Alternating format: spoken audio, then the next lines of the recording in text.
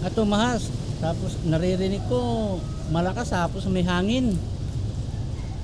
May hangin yung ano, kapag hindi ganong ano eh. Tapos paggising ko na lang malalim na.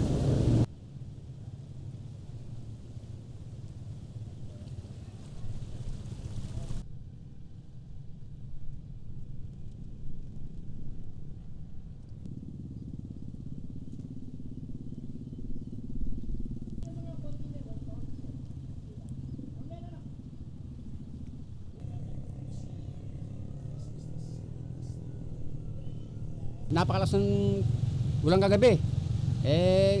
Kahapon wala man yun, tignan mo. Sobrang lakas ng ulan, bumana rito.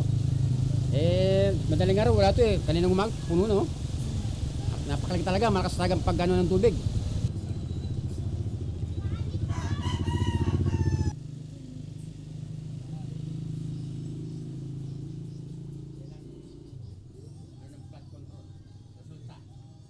Ito po yung resulta ng flood control na hindi nila nagawa.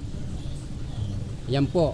Kitang-kita nyo po, ang laki ng tubig. Pero kung nagawa po siguro yun, baka ngayon hindi mangyayari itong ganitong sitwasyon eh.